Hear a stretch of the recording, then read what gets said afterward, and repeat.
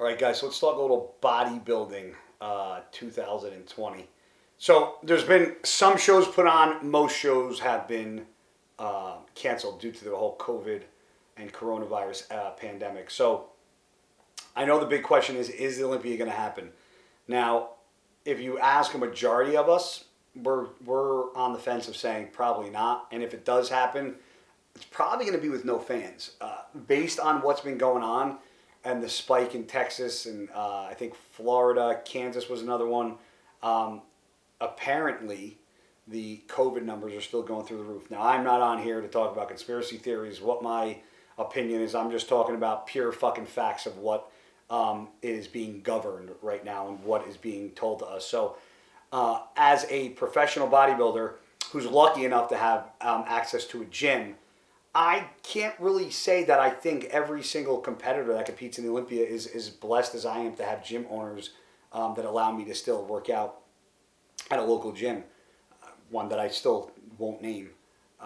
But for me, it's hard to put on a bodybuilding show if the gyms are shut down.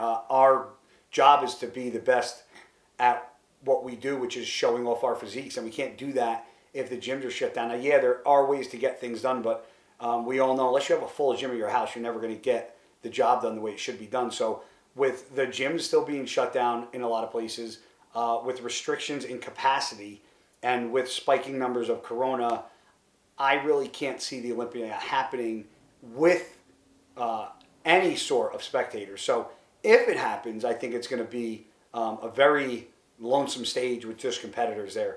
I don't think that they are going to allow anybody in the auditorium. Not only that, I also think that we're also talking about border control and what borders are open. Because if you think about it, a lot of the borders in and out of the states or in countries are not allowing any import-export of people. So nobody coming in, nobody going out. So I don't know how any of the people overseas are going to get over here to compete in the Mr. Olympia contest. So that's another hurdle all in itself. So I don't know what they're going to do. Now, obviously, most of us that are qualified for the Olympia will be prepping regardless in hopes that it still goes on, as I will. Be prepping 110% as I always do from Jump Street. But to give you guys a definitive answer as to who, what, where, when, and why, the only thing I can tell you is that if it happens, I will be there competing.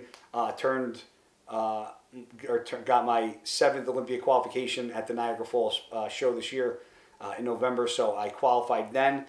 Thankfully, I did, because this year it looks like getting qualified is becoming an absolute nightmare. So very thankful to have that title under my belt and able to be in the group of people that are relaxed and able to not stress about rushing to find one of the shows that are up and coming and able to compete in. So right now we just have to sit back and, Jake Wood, he's going to do what he can to pull it off. And, as per what we said, it's a go. So, we're going to do what we can. And, I start my little bulk on Monday. I get my epidural on Friday, which is tomorrow.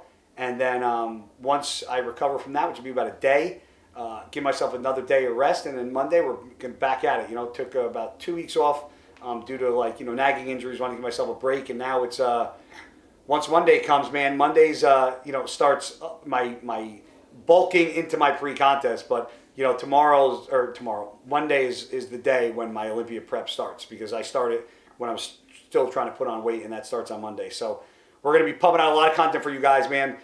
Big things coming from Blackstone Labs and myself this year. So be sure to check out Blackstone Labs YouTube channel, Instagram, all their social media handles, mine as well. And loyalty is everything. Guy Cisternino,